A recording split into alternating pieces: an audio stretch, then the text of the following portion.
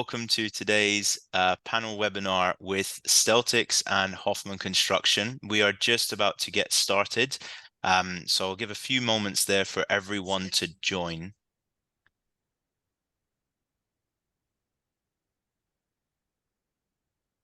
In the meantime, I would like to just take this opportunity to say thanks again for everyone that's taking some time out of their busy schedules today to hear from our panel of experts. We're all very excited to hear what they have to share, their insights on today's webinar, which is all about securing JDE in 2024 and beyond. So we're really going to be assessing, is the risk on the rise? And as we approach the top of the hour, I'm just waiting for another few people to join with us today. And we will get started with a light introduction from our panelists. I say light because they all have an awful lot to say today. So if we keep the introduction short, we'll have plenty of insights to share with you throughout today's session. So really exciting stuff. If you are joining on Zoom today, please use the question box at the bottom of your screen to ask us any questions, and we will try to answer them live at the end of the session. And if you're joining us on LinkedIn today, please use the comments box in the LinkedIn live panel. And again, Andrea there will be monitoring that. So if you do have any questions, we'll be able to pick those up as well and potentially answer some of those live.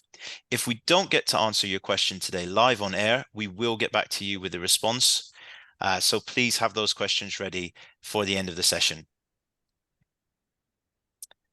Fantastic. So as we get to grips with risk in JD Edwards, let's start off here by an introduction. So I'll just very quickly introduce myself. So I'm Steph Stilianu. I'm going to be the moderator of today's panel. Really excited to have with me my colleague, Linda Nelson. I'll let Linda introduce herself. Hi, I'm Linda Nelson. I'm our VP of Business Success. My background's audit and compliance, so I'm going to come to today's conversation a lot around risk and those things that really can cause you either financial or compliance concerns in your security perspective. Fantastic, Linda. Looking forward to hearing all about that. And then we're also joined by Johan Tikins, who is our resident guru from Steltics. Please do introduce yourself, Johan. Hey, thanks. I'm Johan, CTO at Steltics. I do a lot of architecture, cloud architecture, innovations. Recently, really a lot of AI. It's been in the JDE business, I think since 1997 or something. Been doing this forever. Excellent. Thank you, Johan. Look forward to hearing some insights from you. And of course, the star of today's show, Mo. Mo joins us from Hoffman Construction Company. Mo, go ahead and introduce yourself. Good morning, everybody. I am actually a cybersecurity professional, certified ethical hackers, as well as the JDE CNC and the senior IT project manager and network infrastructure. I have had over 38 years being in the IT environment, as well as over 6 years of the cybersecurity in all different aspects of the area of the ERP system, especially with the JD Edwards. Amazing. Thank you very much, Mo. And again, thank you to all the companies participating in today's panel. So as we look to kick things off, as I said, we'll have this as interactive as possible. Do ask your questions and we'll try to get to them at the end. We're already going to have a lot of interaction amongst our panel members here. So I'll give it another second or so as I see lots of people joining. But as we kick off throughout today, please do think about how you can move forward in 2024 safely and securely with JD Edwards. We know there's an awful lot of risk out there. We're already aware of that. You don't need us to tell you that. But today we're really going to be looking at the types of risks that could potentially be introduced into your systems without you knowing. You might already be aware of some of these. If you are, please do share your insights with us in the comments and the question boxes as well. We're really keen to hear how your organization is dealing with some of the risks that we're going to be talking about today. So let's kick things off. The first section looks really at the heart of the matter. So internal versus external threats is a phrase that's often thrown around, and we all know it's a dynamic landscape out there. So inside our organizations, there are risks from employees, processes, systems, and of course, on the outside, we're dealing with a world of sophisticated cyber threats. It's getting worse and worse, as we see in the news, but of course, there's great opportunity for lots of organizations to really take that chance to innovate and protect themselves from some of these things that are, you know, really becoming inherent risks moving forward. So the first question, today's panelists, goes to Mo. So Mo, tell us a little bit, you know, with drawing on your experience at Hoffman, could you share your insights on the key external threats corporations might face this year? How do you perceive the shifting risk landscape impacting businesses, especially in your domain? Well, honestly, the problem is right now with a lot of cyber attacks that's happening across the globe is because of the fact that they're not, the companies are not training the employees properly. That is one of the main reasons that a lot of companies gets attacked. That could be either internal or external. The internal, of course, is because of the employee. External, because of the not having the perimeters secure properly. So as far as that goes, basically, we're looking at some of the benefits of monitoring and security assessment for every company. My recommendation is make sure you regularly check your system security, make sure nothing is changed, make sure nothing has been changed without your authorization. Make sure you do a complete auditing and make sure you identify what are the weaknesses of your system and what you need to do in order to correct those problems. The other problem that I have seen in a lot of companies is that ensuring the system is fully compliant, up to date with all the latest fixes and patches and updates. And the other process that everybody has to look at is to make sure you set up your system correctly, and especially around the role-based, processes. It's like you want to make sure you always set up, especially with the JDE system, based on the role assessment, not based on the user access. Role-based is the most secure way of doing it, which in our company, the Hoffman, that's what we are using. As a matter of fact, we're using all-out software for this purpose. And I'm sure Linda could elaborate a lot more on that process.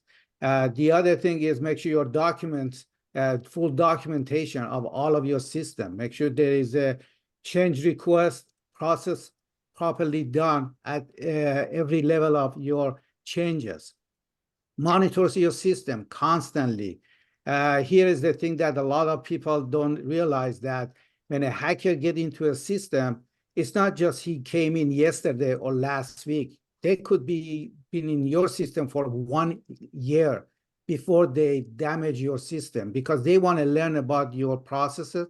They want to know what you're doing. They want to know exactly who's doing what, who your vendors are, who your customers are. Because some of this hacking that happening these days is that because they come into your system they see you as a small fish because they want to go after big fish, which would be the bigger companies that you're dealing with. So those are the things that you need to keep track of it. And also make sure you plan to resolve any issues that caused by your system. That's why we always recommend to have an incident plan ahead of time in your schedule, having it available at all time. So these are my recommendations. I mean, you could actually do the testing, security measurements. You could do making sure all the ports that you're not using are blocked. That's another thing that a lot of people don't see, that they leave their system wide open. You could actually go into some of the URL and type JDE.maf, and you'll see a bunch of companies shows up on your screen, and you could actually log into the system with the JDE that they forgot to change their password. So those are the things that we've you seen need that to before. be aware We've of. seen a lot of that before. A lot of our customers have Exactly. Those are like stopped external. that now. It happens all the time. You see it all the time. I mean, to make sure automate all of your changes. Don't do manual changes, because we are human. We make mistakes. If you do it automatically, it will do it by itself, so you don't have to worry about that. Make sure you enhance your security stuff. So, I mean, there are a lot of more things that I can discuss, explain, but I think these Excellent. are the top of the things you need to be aware And of. we look forward to hearing more about that, Mo, as today progresses. And I guess, I mean, moving over to Johan. So if we take what Mo said here and, sort of consider, let's move it back into JD Edwards. So considering the varied ways that organizations run JD Edwards, or, any ERP as a matter of fact, some are on the cloud, some are on-prem. Should everyone be equally concerned about the risk of a cyber attack? So, how easy is it for someone to gain access to critical data in those different scenarios? Well, yeah, good question. And yeah, continuing on Mo, I mean, I still think nobody's really secure. You have to be wide awake nowadays. I mean, if you're in the cloud, if you're on premise, no matter where you go, specifically for security. I mean, if I grab a cup of coffee at the gas station, I take my bag and my laptop with me. It's even already that bad. But also, I mean, if you as a sales guy call somebody up and ask them about security, how is secure, if you want to sell a product, or you offer him a job and ask what he's doing during the day, you already get a lot of information right now. So it's wide open. I mean, a lot of things you can easily get from people, and specifically about cloud. I mean, it's basically, yeah, you could basically say it's war out there. A lot of professional groups are really trying to go for you, and I would say those big cloud companies have massive security teams. They have a lot of budget. So, I mean, the Googles, I'm a big fan of Oracle Cloud myself. It's really specifically for JD, very powerful. AWS and Azure, I mean, these companies have almost unlimited budget of adding security, which you as a company could never do. So there's definitely a lot of benefit. Although nevertheless, I mean, it doesn't say you're more secure. Even in the cloud, you could override security settings. And like Mo said, some people just leave it open, wide open to the internet. You could force that in the cloud as well. I mean, it doesn't mean cloud is 100% that you're safer, but it has so much more capabilities of being safe, so many more features and automations that would help you be more safe. And I guess there's more people, you've effectively got a bigger security team when you're in the cloud, right? You've got theirs, you've got yours. So it's a bit safer, and so I mean, if we think a little bit, then this is the kind of external threat landscape, even down to, don't leave your computer in the car, right? Someone might break in and grab your computer. So hey, you know what? I'm guilty of doing that. So, there's lots of people that wouldn't have thought of that necessarily. But and taking it, moving into the sort of implications of what happens, if something like that was to happen. So, I mean, Linda, you're a certified professional accountant, and we've often heard about, these digital risks, but there is a real broad picture here to look at. So corporations are facing fines these days. There's legal action for lacking these appropriate reporting controls. What happens if something does go missing? What happens, if someone does breach your system? What happens if numbers are changed, financial reports are changed? This is really the outcome of an incident. So what, in your expert opinion, are the internal risk factors that companies need to consider beyond the digital realm?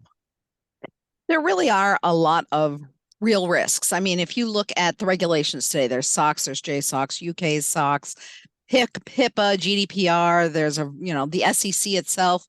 There's a variety of regulations that are impacting, what we have to do today and what the ramifications are. I had a boss for years that, he told me, your job, you have one job. I said, what's that? Keep me out of jail. And that's real. He was the CFO, and there are real legal ramifications for those executives, in addition to the financial implications of the fines and legal fees. So you've got that looming overhead. Once these folks, we've talked about some of the cyber attacks and some of the different things that people are trying to access your system or live in your system, as Mo indicated.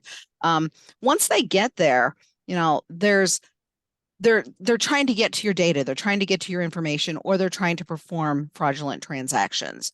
And there's some basic exposures. There's data breaches, account hijacking, If you've got lack of a security strategy, that's going to open up opportunities. You've got insider threat. You know, we've talked a lot about cyber attacks, but sometimes those risks are coming from your employees. Somebody's in a bad place. They've got a sick kid. They're not sure how they're going to meet those healthcare bills. Protect them by making sure that they don't have the opportunity to perform transactions they shouldn't. And there's really, you know, once somebody is in the system, internal or external, what is it they're going to do?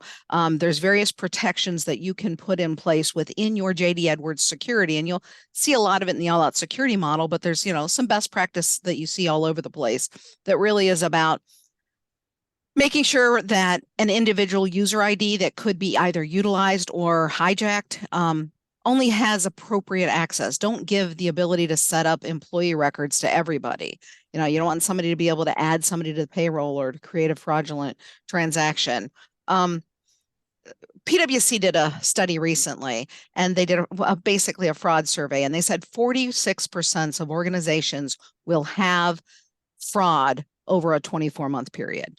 So 46% of people, 46% of companies, and over half of them are going to have internal participants, whether it's an employee that's doing it by themselves, whether it's collusion. The vast majority of that is individually done, but there's collusion involved in that makes it over half of those threats. So we've got to really be thinking about, you know, it's not only the external, we've got to think about the internal. So it's quite a complex landscape we're kind of trying to navigate here. So I guess obviously it creates lots of jobs, right? Great for us, great for, you know, for Mo there, you know, we've got a good job. It's interesting, right? And really this is the time to be alive, right? In this space. And as we thank you, Linda, those insights were great. And as we dive more into the core of risk management. So, I mean, every business has its own risk tolerance, right? There's a threshold that some businesses will be comfortable operating within. Some might take it more seriously than others. I think, you know, when it comes to dealing with someone's data, especially if it's your customers' data, you need to take it very seriously. But you know, a risk tolerance is like finding that perfect balance on a tightrope between being too cautious and embracing innovation. So lots of companies need to move ahead. They need the competitive advantage, but they shouldn't forget about protecting people's data. So in this world of securing JD Edwards and safeguarding critical systems, this question is really pivotal. How can organizations develop strategies that not only protect their assets, but also allow for growth and innovation? What, in your opinion, are the key things to throw into the mix for a risk planning strategy that really works? And I'm going to start off with Mo again here, because I think, Mo, you've got some great insights. As obviously you work within a business that has this, you know, constant battle with making sure that there's security there and you're innovating, but, you know, at the same time, you want to manage risk effectively.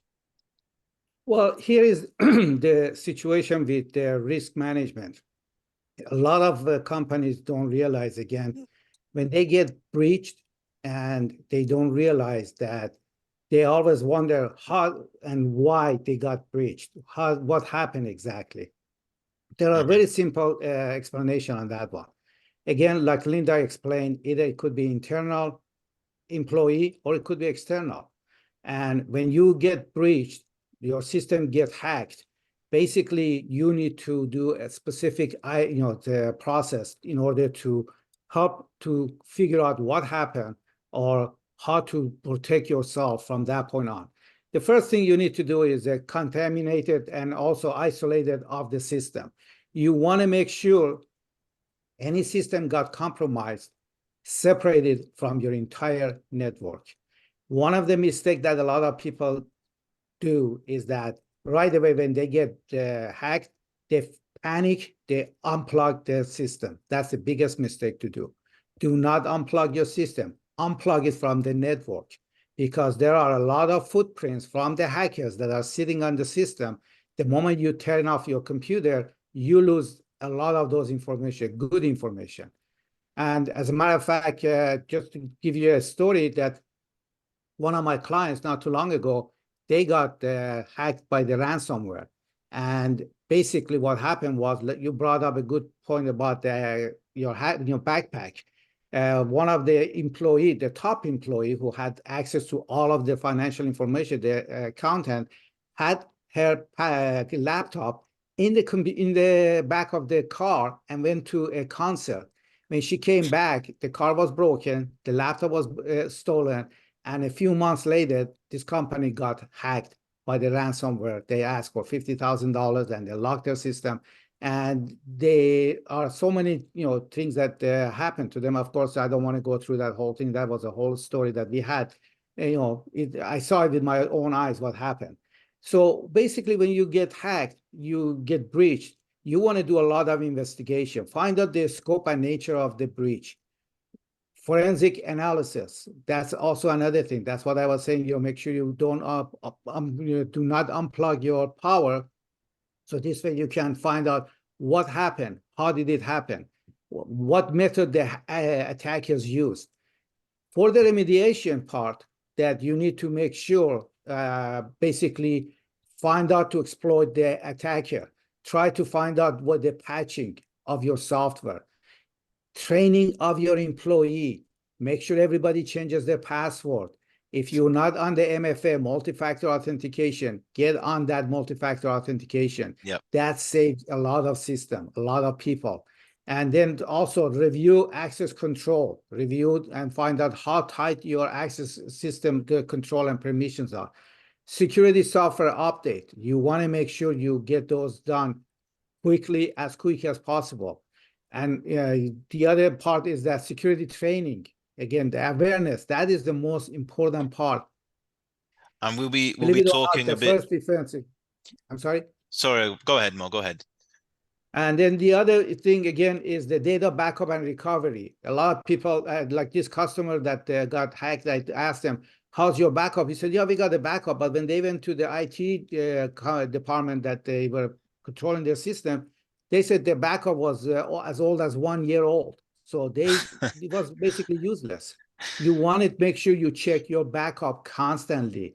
Don't just be depending on that part. Patching, intrusion detection and prevention software. That is the most important part also for protecting your system. And make sure you have on hand and ready all of your incident response plan. That is the most important thing. You need to have that on hand. So this way, everybody knows what they need to do in case of if you get breached. External communication, you make sure you contact FBI, local police department, let them know, the situation, because they're constantly dealing with these processes. Continue. We'll be talking a little bit as well, just for our audience here. We'll be talking a little bit about security updates in JD Edwards and all this continuous innovation that's delivered to us by our ERP providers. It's really important, and I think that Mo touched on some great stuff there. I could see, just very quickly, take a pause from this. I could see Johan was ready to weigh in there. I don't know if there's a very quick comment you want to add there, Johan. No, he's so right on everything he's saying. And yeah, I really even recognize the incident that Mo was talking about with the laptop. I saw it at a hosting company. so simple. Yeah. And for us as well, like multi-factor authentication, there's so many companies out there that don't have that yet. That's really key. It doesn't matter what size of organization you are. That's one thing that we need to see more of. And we've talked. So I mean, thank you, Mo. You've really taken us through that, and really pleasing to see how a strategy comes together for contingency planning. But Linda, I mean, in your experience, risk mitigation. Now, if there was a way to prepare your system so that didn't happen, how important is that? Where does that come into the strategy? It's critical. You can never do everything. There is no way that you're ever going to protect from everything. So there's two real perspectives when you're looking at risk. You're going to want to prioritize your efforts around those things that are most risk concerning to you, whether it's protecting financial data, whether it's protecting your confidential information, whether it's keeping people from issuing checks to themselves. So you're going to look at those processes that introduce true financial risk and those that put at risk data that maybe makes your organization. Data, yeah. Yeah, customer data, compliance data, but also those things that give you a competitive advantage. If your supply chain is something that makes you able to compete in this ever-changing market, you're not going to want that available to your competitor. So look at those things that are most important, but then and focus your efforts around protecting that. Secondly, when you're looking at things from a risk perspective, again, know that as you look at those key factors, you're never going to get 100% protection. So making sure that you have risk mitigation procedures in place, whether it's segregation of duties to ensure that somebody can't do two steps of a process, or if it's, simple, you can have low tech and high tech solutions. High tech, you're restricting access, you're using all of these things we're talking about, but also it could be as simple as all new vendors are reviewed to the appropriate documentation. It could be that if somebody who doesn't have an SOD violation, that accounts payable manager that can create vendors and enter vouchers, somebody in accounting reviews their vendor changes. Just simple things. We've got software, and I know others from a database level, that if you want to target, I want to look at all employee changes that aren't made by somebody in the HR department. Look for those gotchas, those things that are out of the norm. Yeah, look for those out of the norm things. Yep. And I think as well, I mean, something I'm taking from this conversation, which is really key as well, is that, Mo talked a lot about external. Linda, you've talked a lot about internal. The internal part also helps external threats, because obviously if someone has an awful lot of access, an awful lot of power, there's no segregation of duties in place, there's no security in place, they're effectively a super user. They could do what they like. So if someone hacks them, or as Johan said, steals their laptop out their car, then, you've got a bit of a problem there. And realistically, Mo and I'll do this quickly. Mo and I did an event at a conference, an education session at a conference not too long ago. Yep. And of 8 primary threats, external threats, 6 of those could be protected by your JD Edwards security model. There you go.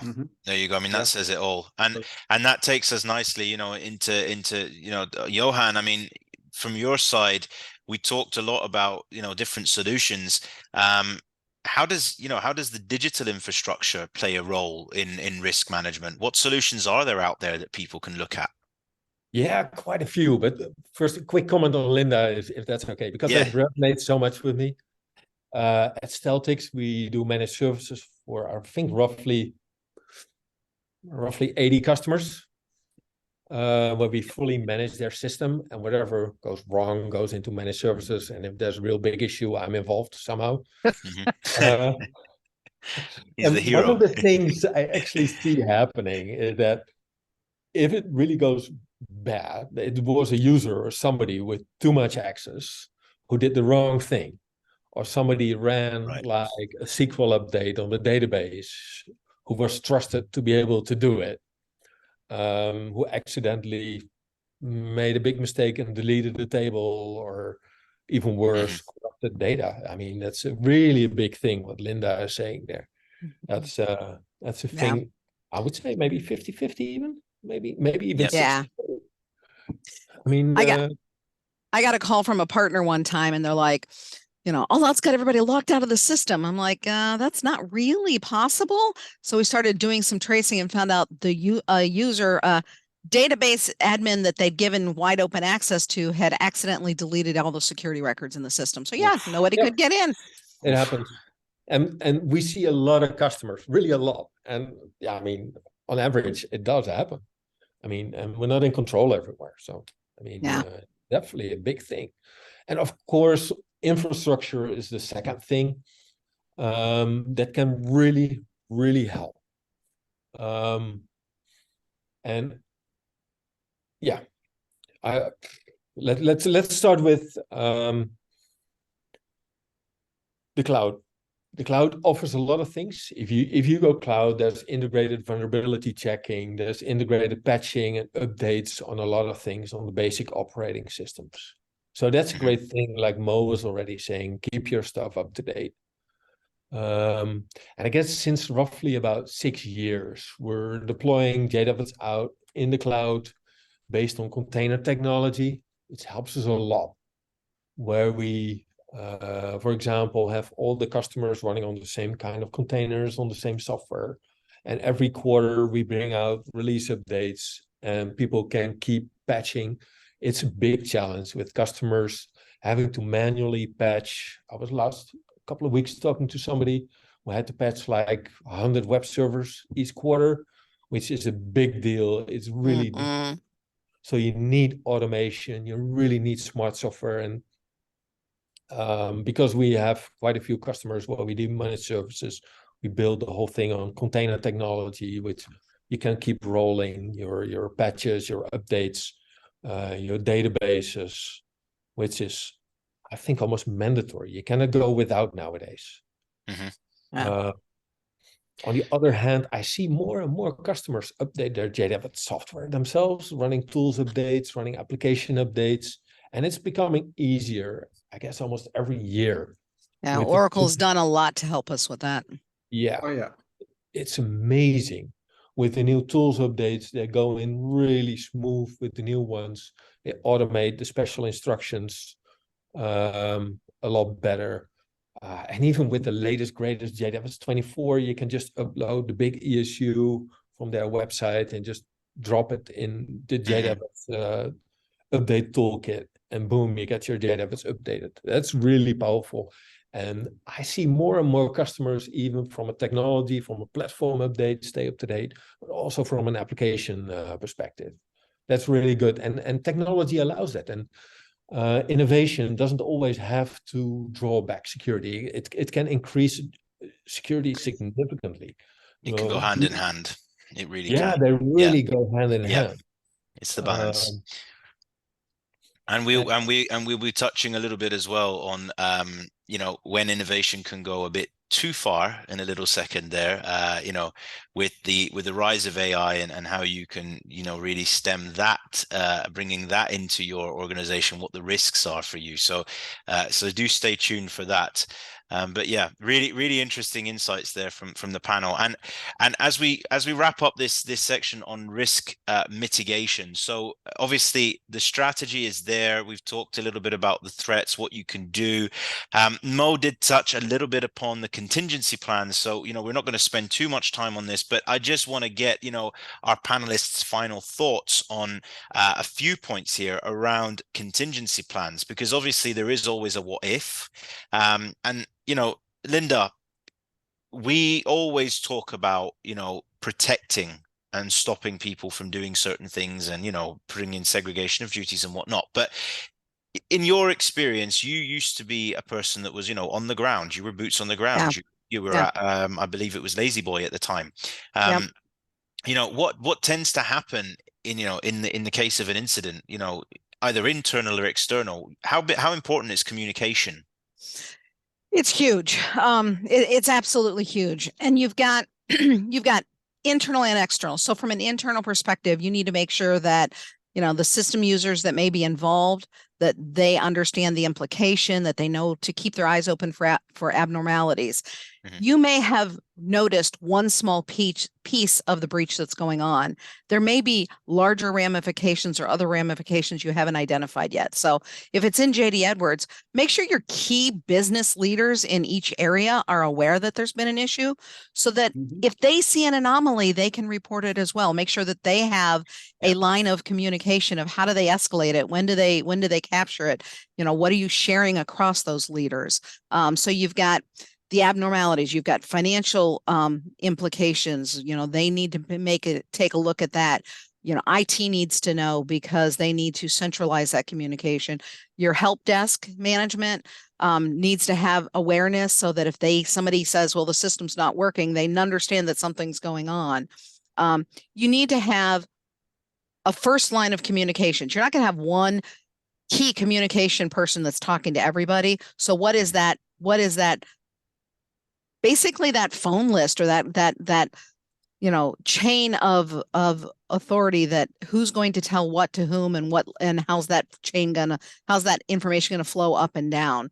Making sure your executives are appropriately involved. They need the right amount of communication. If they get a call from a partner that they're working with, what's going on, they need to know what's happening, the right level of communication, and when.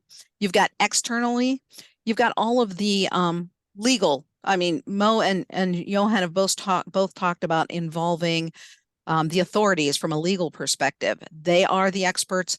They need to know what's going on. So law enforcement, but you've got stakeholders, customers, suppliers, business partners. They may either be at risk because of their system data and information transfers back and forth with you, or they could simply just have implications. They may get something coming from somebody else that's not you.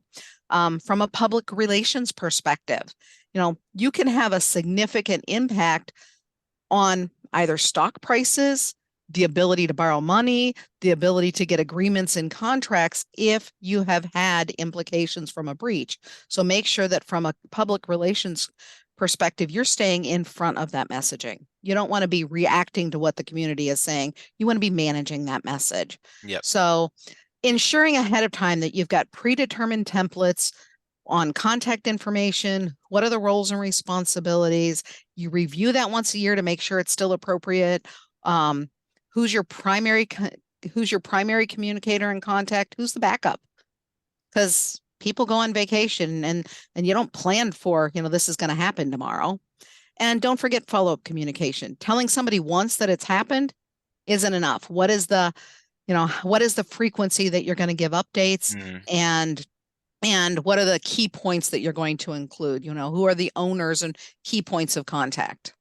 And Mo, I mean, we don't have much time for this, but you did mention earlier a lot of the technical steps that you can go through. So, out of all of the things we talked about earlier, what do you think is the most important contingency measure for you? Very, very briefly. Well, basically, there are several cybersecurity layers that you could monitor and keep track of constantly. One of them is your physical security, like access control, IDS security, lighting, biometric identification, GPS tracking. You could also have your network security like firewall. That's something a lot of people don't pay attention. What ports is open, what ports are closed. VPN, that's a good way of controlling yourself. Security gateway, DDoS, which is very popular these days, protection for that DOS, the denial of services. Perimeter security, the log management, threat hunting, pen testing, vulnerability of the scanning, and bug boundaries. I mean, there are so many things. I can tell you about cloud security, data encryption, identity and access management, the data loss protection. For the endpoint security, antivirus, anti-malware, APP widening, HIDC, application security, which is also a threat modeling. Those are also the securing coding. I mean, there are so many ways you could look at this whole protection that your IT department has to take control of this thing and control your system and try to protect it as much as possible. Thank you, Mo. Yep. That's yeah. And if anyone wants more information on any of this, again, please do ask, because we could put you in touch with Mo. He's got lots of information to share. As a matter of fact, I have a document, a reference document I put together, and I'll be happy to share it with people. They can download it and look at it. And that's got a lot of important information. I will send it to you, and you can pass it on to anybody who's interested. They can download it and get the information. We look forward to seeing that, Mo. And Johan, anything you'd like to add to contingency measures? Yeah, definitely. I mean, of course, I do a lot of architecture and design stuff for customers. And really, if you don't need to expose anything to the internet or the outside world, don't. I mean, there's lots of ways that you can allow people in safely. But yeah, if you don't physically need to expose anything publicly to the internet, then absolutely don't. Eliminating even from a requirements perspective. And that brings us nicely on to our next topic of discussion today, which is really the rise of AI and how many companies are using it. So Johan said that, if you don't need to put it on the internet, don't do it. And a lot of companies have already really started going down that road. So We've talked a lot about risk planning, contingency measures, recovery, how you can manage risk as a strategic objective within your organization. But how much is really in your control? That's the main question people are asking themselves. So are you unknowingly introducing risk into your environment? So, let's talk about ChatGPT. We know that AI is becoming an important conversation point in many companies. They're all trying to get on the bandwagon and use it. But let's talk about how some organizations are really looking to now integrate this technology into their systems. So, Johan, what do you think about ChatGPT or other public AI models that are being used and integrated with ERPs like JD Edwards? Oh, thanks. Yeah, really for a long time already. This has been on top of my list, really, the AI stuff. It's so incredibly powerful. It can really enhance your business. And I even can now really talk to JDE, get answers, and innovation is really great on AI training, on all your training materials. It can help you hand in hand. And even Mo will probably know some ideas to help you on securing your environments. But ChatGPT is a bit of a thing. I mean, everything I do is with private AIs and personal hosted AIs, or maybe safely cloud hosted AIs. But whatever you send to ChatGPT is not yours anymore. You might as well put it on Facebook, because I mean, these AI engines, they say that in the disclosure, it is not safe to send anything. So what happens if you send it the list of your customers, or maybe your finance data, and you want to do some analysis on it? I mean, you're sending it to ChatGPT, to wide open to the internet, and they can use it whatever they can want to use it for. So yeah, it is really awesome. And I mean, those public engines I love to use to ask questions like, well, do aliens exist? Or give it a very complex puzzle to solve for me, just to understand how smart they are. But the public AI engines are really a challenge, because a lot of people don't even know. They just ask it to do stuff for them. And there's lots of examples even on the internet and YouTube videos how to use them, and how they can really in a smart way help your business. But on the other hand, it's definitely a risk to use those. And yeah, I really think that companies should rethink even allowing access from a business perspective, and even from a personal perspective. I wouldn't give it my own stuff. Mhm. Never do that, because it's not yours anymore, and you don't know what they're going to do with it. So yeah, AI is really cool and really awesome, and you can do a lot with it. And yeah, I'll be publishing some more on LinkedIn and stuff. So, but it's a great thing that's going on. And before I jump to Mo there for his comment, because I can see he's eager to jump in on Yeah. this.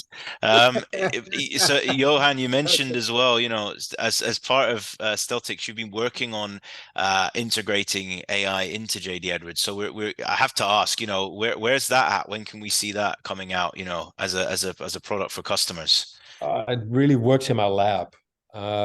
We just keep on testing it out and trying it out and see how far we can push it, or rather give it something stable. And also, one of the things of AI, I mean, if you ask something to the public AIs, it can hallucinate and come up with weird ideas. And that's something I definitely, and so far, I think I'm on the right track.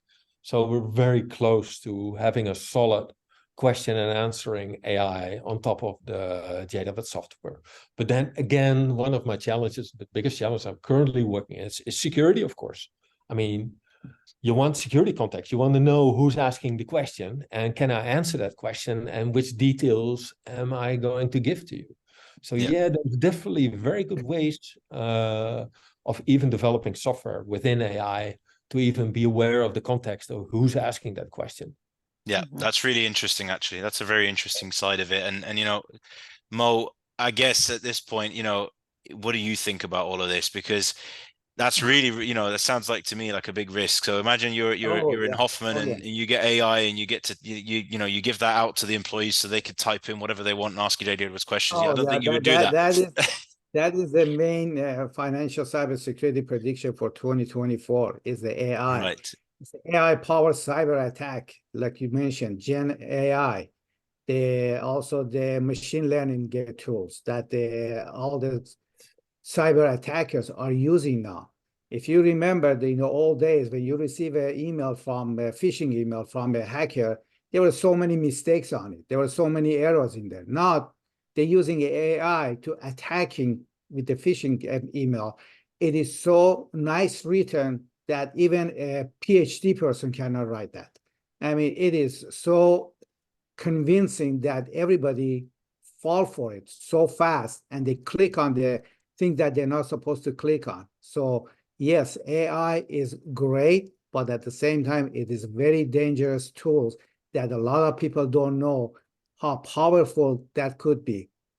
I don't know if anybody had a chance to look at some of the AI robotic that they created, that they play soccer with each other and they correct themselves by shooting by shooting the right balls into the goal. I mean, also playing ping pong with each other.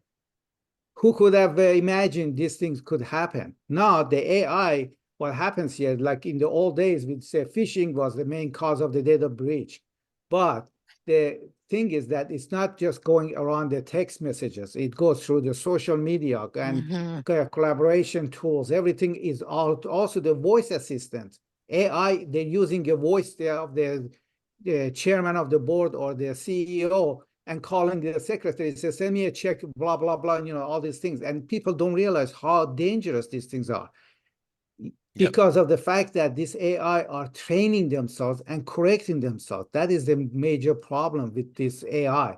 Again, it's very powerful if you use it properly, but a lot of hackers are using it for a different reason, for their financial gain.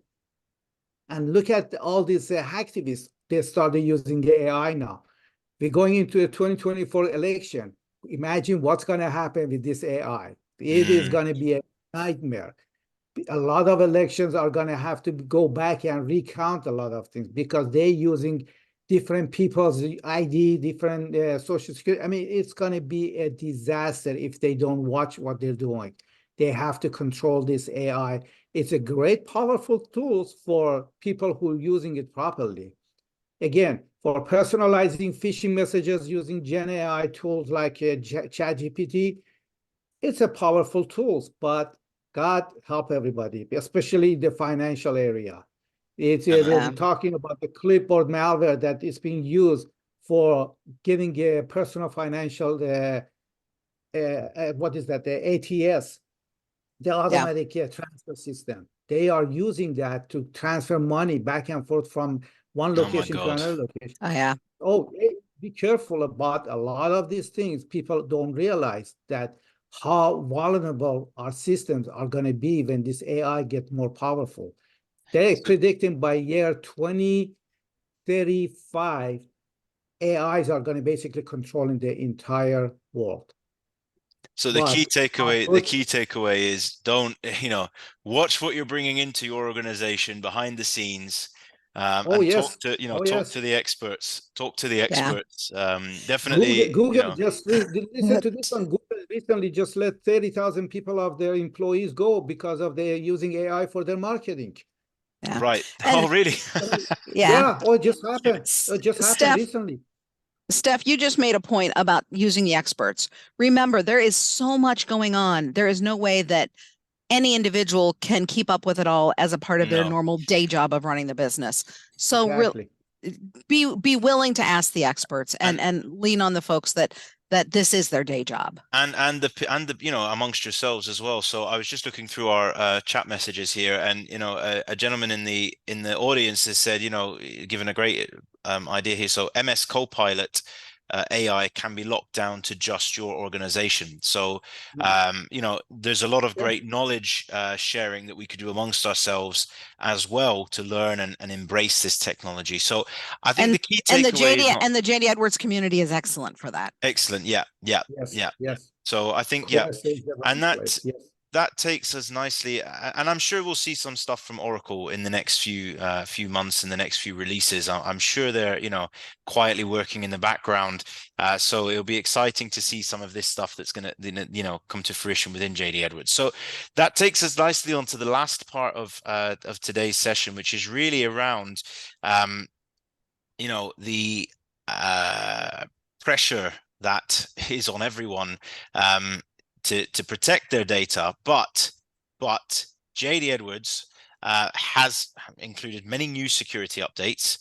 So let's talk a little bit as we end today about release 23 and 24. So what are the most notable enhancements when it comes to security? And Mo, I'm going to start with you there. What are your thoughts on some of the latest features available in JD Edwards?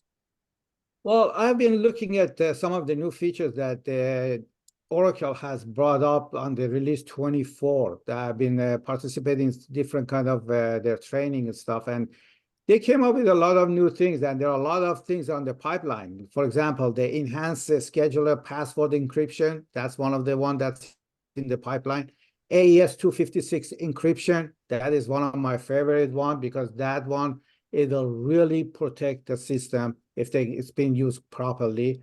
Automatic setup of trust store and the key store, and multi-factor authentication. That is something that they've been working on, and they're trying to put it together for the JD Edwards. I mean, yes, you could We actually had a get question asking if we could do multi-factor authentication in JD Edwards, and it's coming.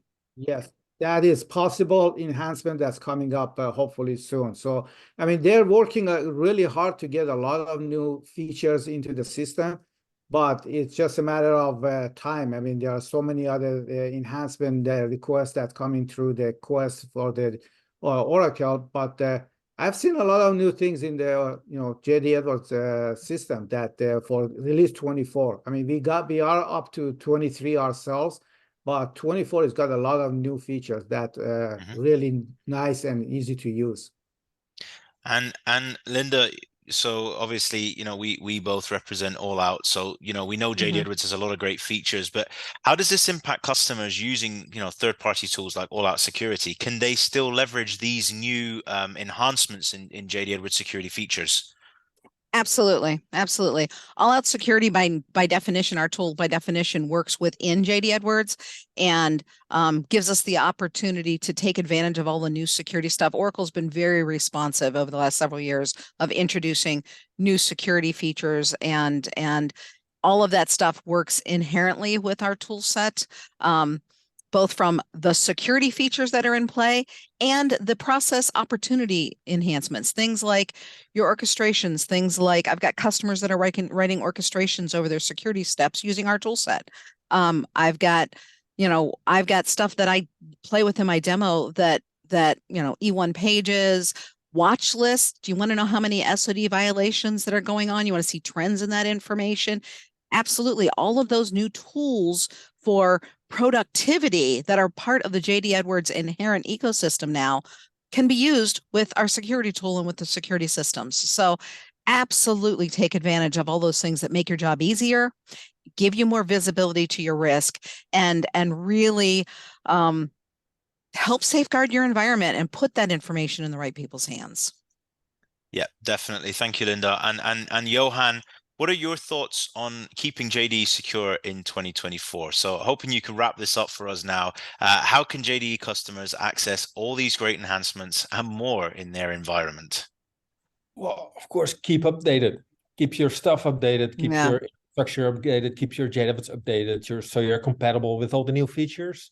And I mean, if you're way behind, it will take you a bit more. But really, if you stay up to date, then it should be really easy, and then you're allowed to use all the new security features that come out in TL.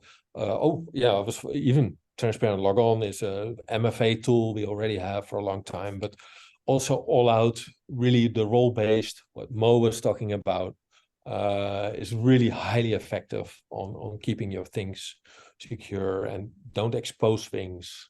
Don't use ChatGPT, but yes, use ChatGPT, but use it, but don't. But the Microsoft Copilot, for example, I read about all the documents and it seems very safe. So it's possible to use it in a safe way. So yeah, there's stay up to date and keep in touch with the experts, I would say. Excellent. Thank you, Johan. Thank you. We had a question come in that's related to one of the things about you said, but staying up to date.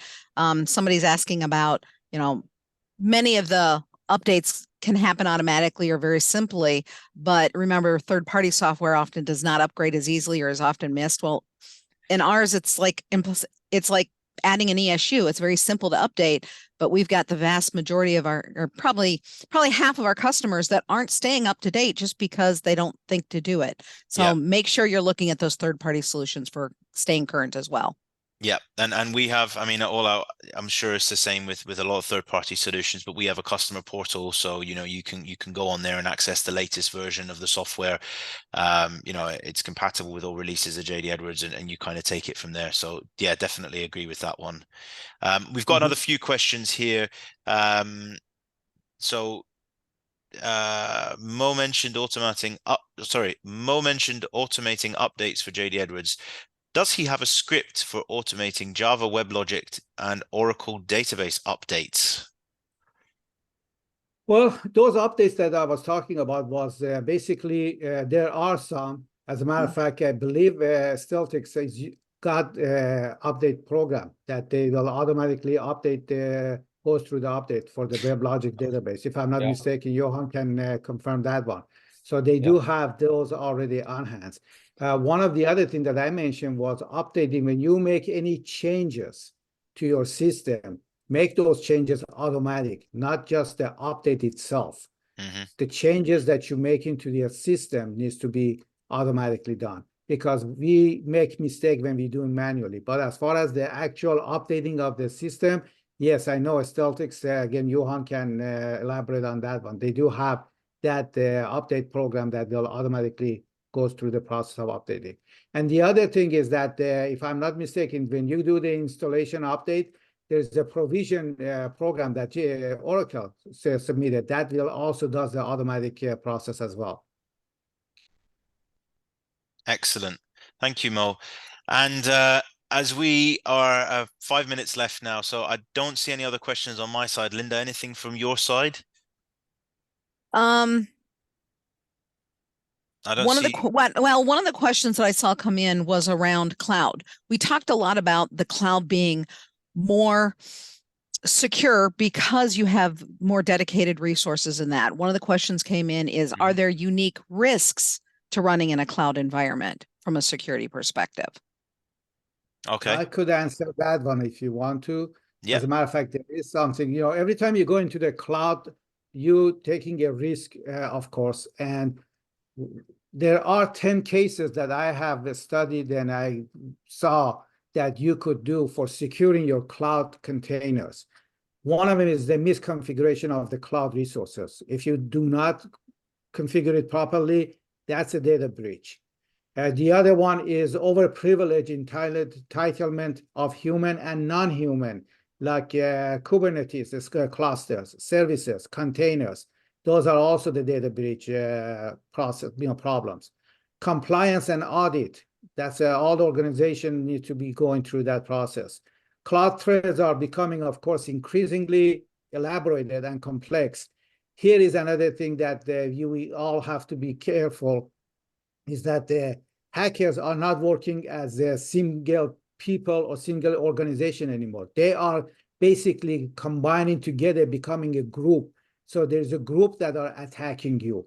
And that's why it's making it so difficult for the FBI and other law enforcement to keep track of who's really responsible for all these attacks. So those are the pieces you need to be careful of. The other problem is that the configuration of the cloud infrastructure that violates the security, and you need to make sure those are all according to the code. Infrastructure as code, that's what they call that, is an ISC. And make sure you use the good templates and use the good Terraforms and Helms and all those stuff that not violating the cloud processes. And there is also the CID/CD that needs to be looked at. Runtime threat detection, Kubernetes network security. That's also another pieces that you need to be careful of. VM, that's the thing, because everybody runs the cloud on VM. You have to be careful about the VM images. Are they safe? Are they secure? Did you verify, make sure there is no problem in there? Again, one of the things I remember I read somewhere that they were saying that the statistics, real statistics, at least that shows 99% of the cloud security failure is by the customer fault for not confirming everything before moving to the cloud. So there before you go. moving to the cloud, verify everything, make sure you know and understand everything before you get into that sort of thing, because that's a new environment. That's a new beast, basically. So they have to understand that before they move there. Yeah, definitely. Well, a good example is maybe I'm working a lot with Oracle Cloud. They have their landing zone, which applies all kinds of policies that you're immediately already CIS2 certified and those kind of things. There's a lot of automation, but you have to use them. Definitely. Excellent. Yeah. So hopefully that answers the question there, Linda. And I guess we've got 1 minute left. So any, final closing remark. Let's answer the key question of today's session. Is the risk on the rise in 2024? Linda?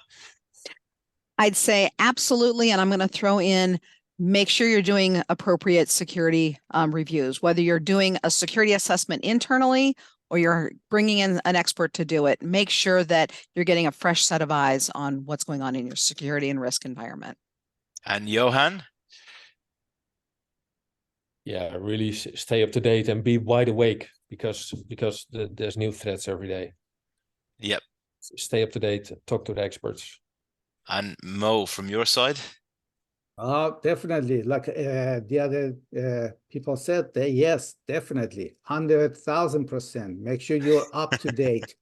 Always keep everything up to date and rely on an expert. Make sure you talk to an expert who knows what they're talking about, not just say everybody. And be careful using the AI. That's all I can say. Excellent.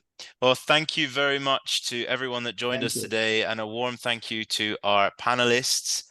Please do stay in touch with us. If you do have any further questions, you can get in touch with us, Steltix, or Mo there. So we, keen to hear from you. We hope you enjoyed today's session. Thanks very much, and stay tuned. Hopefully you'll see us, some of us at future events, webinars. We've got a lot more going on. And please do get in touch if you have any questions. Thank you so much for joining us today.